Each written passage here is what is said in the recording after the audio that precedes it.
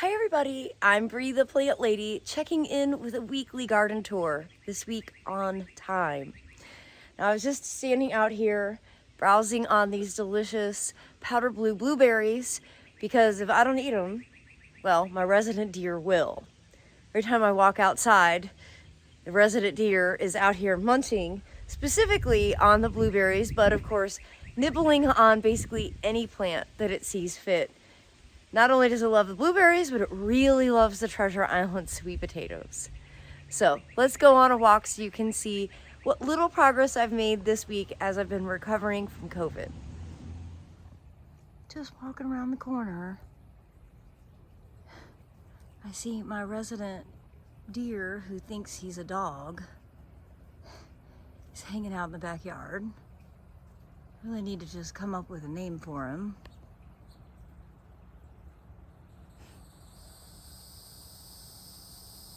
He's pretty tame. He's like, I'll be back.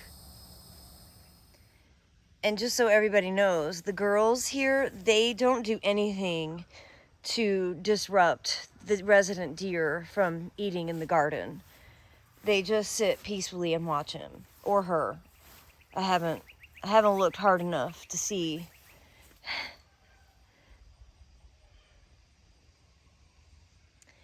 In addition to sweet potatoes, the deer also seem to like kufia, which I'd never had issues with before, but you can see these have been nibbled. Like this one nibbled really quite significantly. Caladiums are fine, hadn't touched the coleus, but definitely likes the kufia. Now you can see here, I am actually planning to cut all of these powder blue blueberries to the ground. Maybe if I have the energy today. I'm just so tired of looking at how sick and ugly they are. I mean, they've been in decline for a number of years. This really is not a variety that should be grown in central North Carolina. It's better for Florida. And it's just really, I mean, it's been in the ground 11 years. So those initial years were great, but it's time to rethink. I'm actually having nutritional issues even with my powder blue. Let me show you that. So all spring, I've been meaning to do a soil test, and I'm going to do it this week. I'm hosting summer camps, so I think that'll be a good thing to have the students do. That this is an iron deficiency present in the blueberries, and I've lost already several in this line. They're just being obnoxious cats. So you can see it really manifests, you know, superchlorosis. And I think this is because the pH is too high. And I've, tried putting down acidifier and, ground aged pine bark, but that doesn't seem to be working.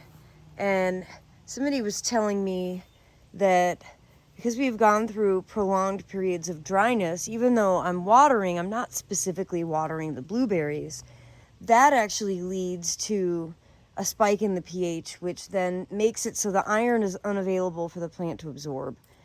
So, I mean, some of the plant looks good, like here, it's quite healthy, but then, whole other branches look bad, and it's just kind of working its way up the line. So I may just have to rethink blueberries in this spot, and, I can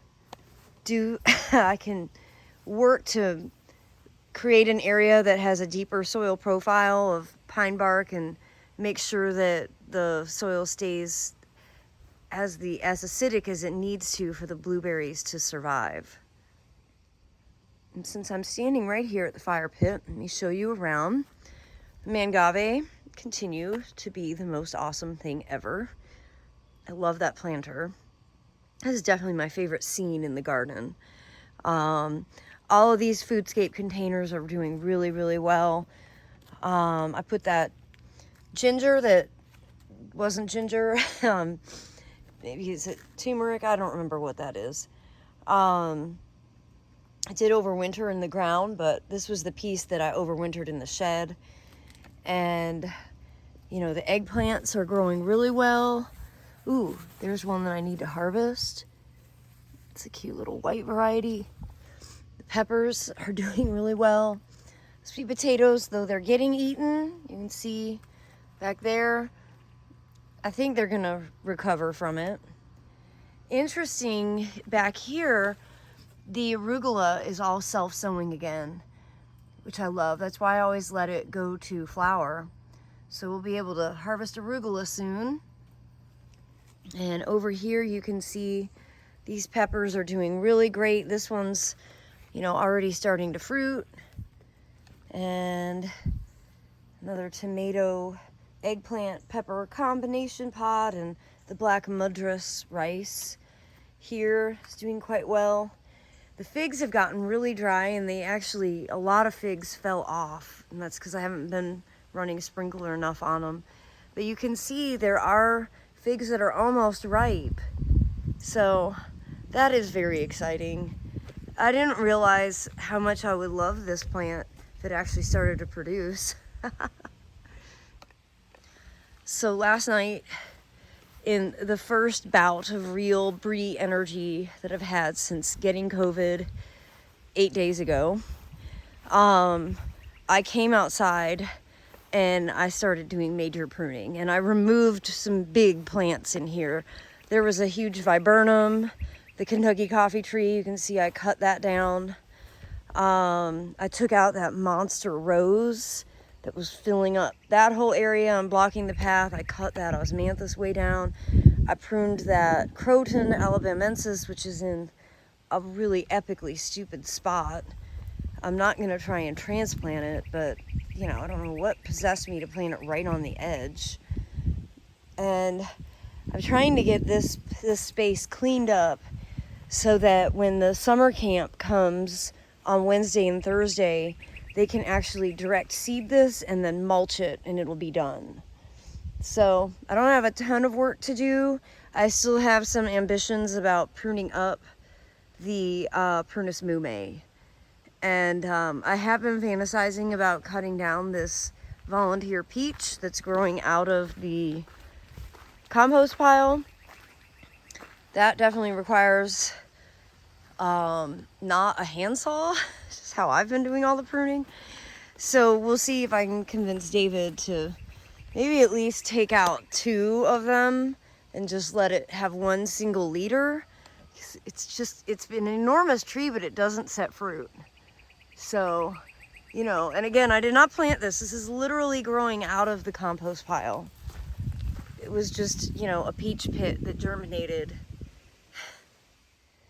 And we did get a decent rain last night, which is such a relief. It's so nice to come out and see that the Edgeworthias aren't flagged and looking like they're about to die.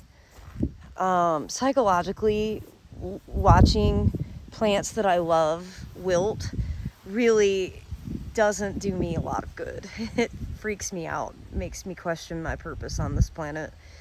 Probably having COVID does not help that aspect of morale either. I wanted to show you these eucomis over here are so pretty, and I don't remember the cultivar name. I need to ask. I got these as leaf cuttings from the Ralston Arboretum. And leaf cuttings, so you can see these leaves have gotten dry. But basically, to propagate eucomis, you do it as a leaf cutting. You just cut the leaf and then you stick it like in pieces about 1 inch or 2 long, and eventually they root. And so that's how I've actually gotten all of these eucomis. And I really love these flowers, and today I am determined that I will make some flower arrangements, because doggone it, I'm just tired of being sick and sitting on the couch. I was like, wow, COVID, I really underestimated what COVID would feel like. Y'all, it is not just a cold. And I have 3 vaccinations. I really, really underestimated how bad I would feel. Over here, these zucchinis that we seeded, I don't know, at this stage, maybe it was already a month ago. I don't know. I'm not good at keeping track of time anymore. But they're all doing really well.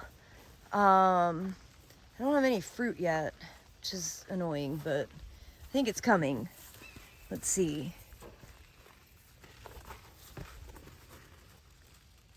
So far, these all look like, nope, there's a female. Okay, so you see, this is a female flower because you can see it has the fruit. All of these other ones that just have blooms, those are male flowers. And, you know, you need male and female to get the fruit set. And see, so here's 2. 1 and 2. Sorry, I'm not doing the best job with the camera. And these tall ones are the male flowers. So those are the ones that you can harvest and stuff and eat. Squash blossoms, you know, they are delicious. I haven't been eating much, so honestly, the lack of productivity in the garden hasn't been that offensive. I do see potentially some squash borer damage, which is inevitable. But here's another zucchini coming right here. So that's great.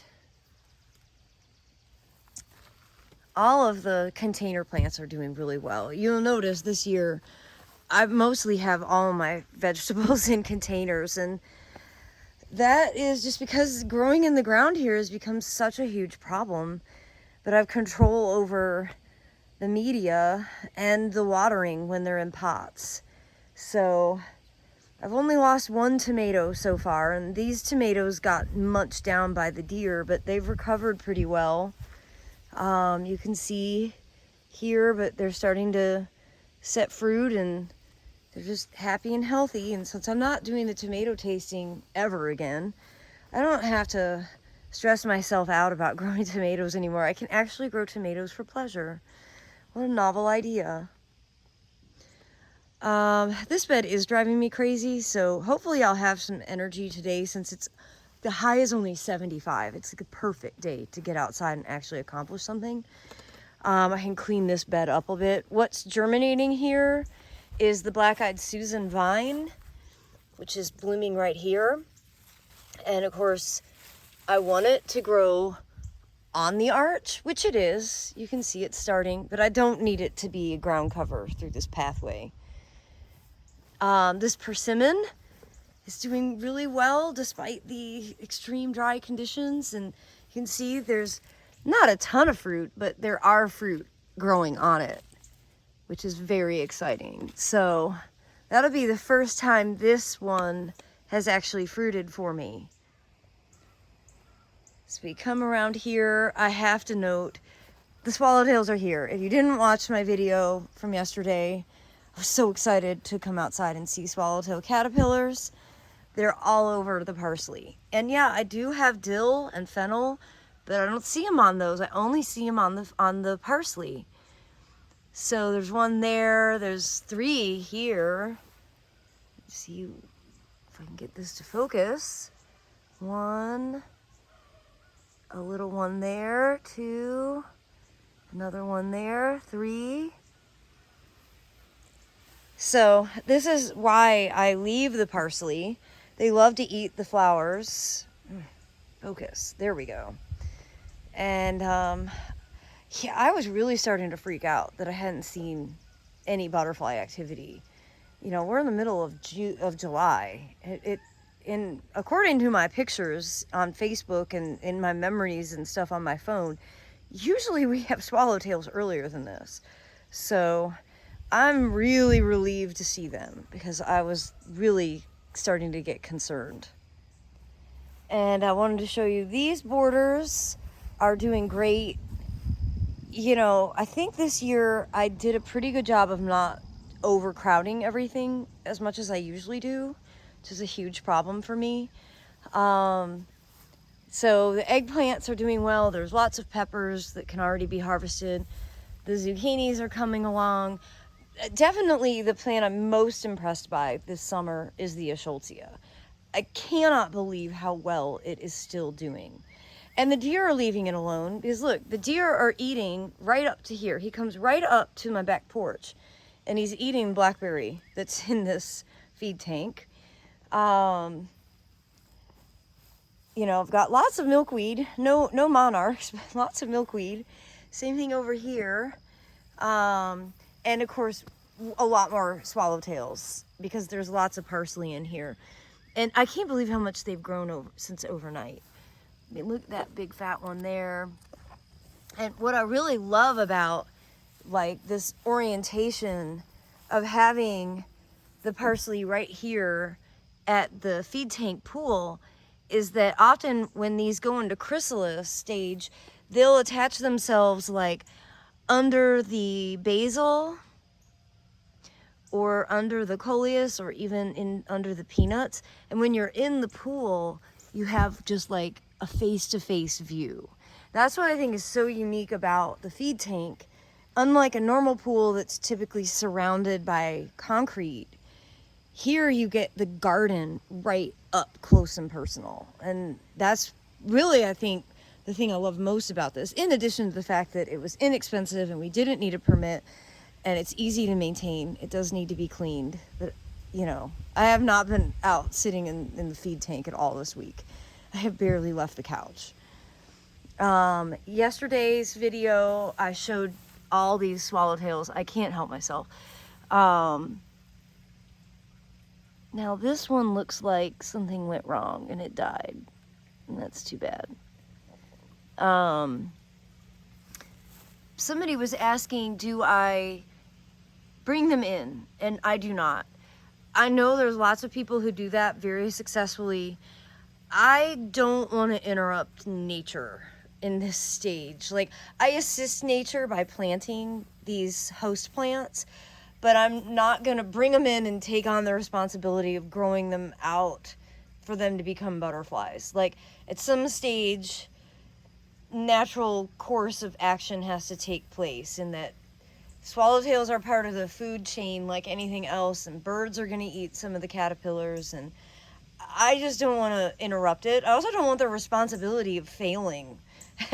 So I'll be perfectly blunt. I just want to enjoy them outside when they happen, but I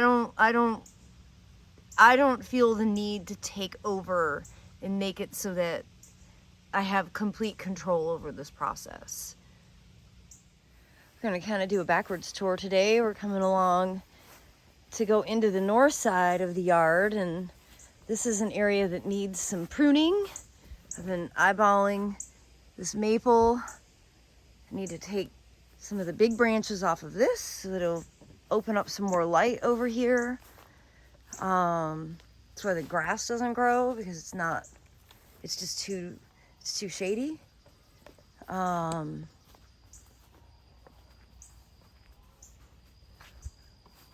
Happy to see this Rebecca starting to bloom. It's so pretty. It's nice and tall. Kind of a stupid place I put it, but I'm planning to transplant it once I get the next door garden started, which realistically is not going to happen until fall. It's just been too hot and too dry, and I just sort of something, I guess maybe COVID flipped a switch in my mind, and I was like, no, stop setting yourself up for failure. Just wait until it's more logical to build a garden. I'm literally only in a race with myself. It doesn't make sense. I showed you this in the last garden tour. I haven't done anything. I am, really pleased to see so many carrots, which does mean I don't get to take the easy way out to clean up this area. I would like to clean up the buckwheat, but you see it's in seed. So really what I need to do is just come through and pull the seed off and scatter it back, and then I can come and just pull out the existing buckwheat plants, and then it'll self-sow. And that's the goal. Always the goal. Allow things to self-sow. The wave is looking a bit messier than I'd like, but hopefully this rain today will help get some of the plants established. You can see zinnias are growing. Some of the sesame is germinating, not super well. I really just want this to be taken over by the Seminole pumpkins. So they are germinating. They just aren't growing as rapidly as I would hope. But that's probably a combination of drought, mostly drought. It's been so dry, and even though I have been watering, nothing beats rain. That poor sprinkler could run 24 hours a day. It'll never be as effective as rain. Hopefully we're going to get some more rain, because I haven't checked the gauge yet, but I don't think we've actually gotten that much. One of my favorite weirdo plants is Adina rubella. It looks a bit like Cephalanthus. That's the native version of the button bush. This is the Asian. I always was laughing, you know, it looks like the COVID DNA structure. Kind of just a cool, sprawly shrub. Not the most ornamental thing, but, you know, I like these weirdo things. These eucomis are starting to grow. This is sparkling burgundy in too much shade. But you can see again where pineapple lily gets its name, because its flower structure just looks like a pineapple. We don't have any renters in the Airbnb this weekend, which is disappointing. Hopefully we will soon. All the pots at the Airbnb look great. And like I said, we're gonna put out some soil in these open spots to prep it so that the grass can grow in, because these open areas are where we aren't gonna have beds, and you can barely see my bed lines at this stage. I think I will come back out and spray them just so I'm not forgetting where I would like the beds. But I've definitely, in my mind at least, I've come to terms with building this garden out, really, like probably starting in October. All of these pots are rocking. I mean, you could just see what you can do with containers. My goodness. The shishito peppers here are amazing. Hopefully once I get my appetite back, I will start eating these. The eggplants are doing great. I mean, here's one that's, you know, growing quite well. Lots of basil, lots of tomatoes starting. That's peche. Here's blueberries, a really great variety. Those are ready to be harvested. So I'm really quite relieved that these have recovered from that initial deer coming in and eating them. So many peppers. Last year I didn't have a great pepper season for some reason, so I'm compensating this year. You can see that eucomis that I showed you earlier, whose name I don't remember, doing well here. And, you know, basically for this season I was just kind of trying to make it look like somebody lived here with some pots. And these containers are doing really well. I have to say, I'm really charmed by this new petite knockout rose. I like it combined with a tomato and an eggplant. Classic Foodscape fashion. So yeah, it's gonna happen. This is the first bed that I would like to build. Again, it's, you know, that's all Bermuda grass growing. This isn't even Bermuda grass. This turf is centipede. I was like, where the heck does the Bermuda even come from? But this is why you can't just like put cardboard over it. In the southeast, if you have warm season grass, you actually have to get rid of the grass. You can't just layer on top of it, or you're gonna be fighting this crap for the rest of the time that you garden. So don't believe those people who, you know, garden that way. They're setting themselves up for failure. I know this from experience. I wish that it could be as easy as layering cardboard down. And the front bed, thanks to the incredible sunflowers, has some structure. Yesterday I came out and like, it was so hot yesterday, and I wasn't running a fever. It was just like crazy hot and super sunny. Even the sesame was like, it looked like it was gonna die. And I was running a sprinkler and it looked this way. So I'm so happy to see that it's bounced back. We have really had some hellish weather this summer. Like, in addition to being sick, you know, the weather has just been one of those things where it's like, why do I garden? Like, this is a miserable hobby. And often in my programs, you know, I encourage people in the Southeast to garden more in the fall, winter, and spring, and like, take the summers off because it's miserable. It's really like you kind of have to. I don't know. I don't know. Like even my motivation is waning this summer from this horrible climate that we live in. But days like today, I'm like, oh yeah, this is why I like to grow plants. It's actually pleasant outside. You don't want to die when you walk out the door. So you can see great germination, great ground plane coverage. I did have somebody ask about nutsedge, and you know, nutsedge is such a pain. And I didn't have any nutsedge on this property until probably 10 years ago when I was being cheap. Instead of buying quality compost like Soil Cube, instead I got free leaves from the city, which in theory should be good, right? But no, not only were those free leaves full of garbage, and I ended up cutting myself, it was also full of nutsedge. And basically, there is nothing that really effectively kills nutsedge. Like, sedgehammer is the herbicide that's listed for it, but it's only effective when it's, like, really small, and you have to read the label. Like, if you were to hit this with nutsedge now, I don't think that it would kill it. So I just pull it, and it grows right back. So this is not, like, an eradication method at all. Basically, everywhere where that root broke off, more plants are going to come. So, yeah, I don't have any effective answers other than I wish I could go back in time and not bring that load of leaves from the city. Because, yeah, this property did not have this plant until I did that. I introduced this weed.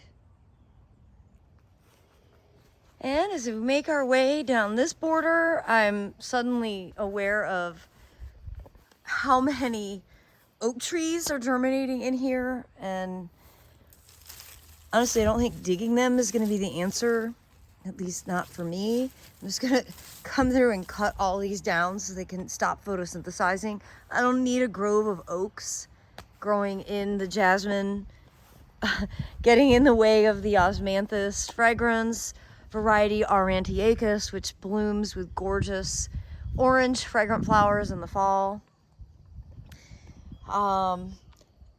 This border is high on my list of priorities to clean up. It's driving me crazy. And I want to seed zinnias. So all these awesome zinnias that I bought the seeds for and haven't sown. I mean, it's so dumb. These are zinnias from last year, and they're right along the edge, and that bothers me. I was actually thinking, well, I could just extend this edge. Now that we actually own this property, I could just make this bed a little bit bigger here. But I certainly don't need this many castor beans. I'm gonna go ahead and say castor beans are now something I would consider as a self-sowing nuisance. They're easy enough to pull out, but you can see how many hundreds there are, and that's not a good quality. So yeah, you know, I do like seeing the celosia self-sow. It's probably been 9 years since I sowed celosia, and it still comes. So, you know, when you're into seeding, there's a fine line between invasive and tolerable. Some weeding to do, lots of weeding to do. Who am I joking? And like I said, I'd like to prune up that Prunus mume, give this bed a little more light, and get this replanted once and for all. I can't believe I'm in the middle of July and haven't gotten all of my summer beds planted yet, but such is life. Well, I hope you've enjoyed today's garden tour, and I look forward to doing another tour for all of you next week. Hopefully I will be more recovered from COVID than I am right now. I am gonna make sure that I don't overexert myself, because I definitely am not breathing in my normal way, and I don't have the same amount of energy that I normally have, but I just can't spend another day sitting on the couch. It's driving me completely crazy. Well, I hope all of you will stay safe and stay healthy. Remember, COVID is not just a cold. It is so much worse. No point in downplaying it. So take care of yourselves, and I look forward to catching up with you again next week. Happy gardening, everybody.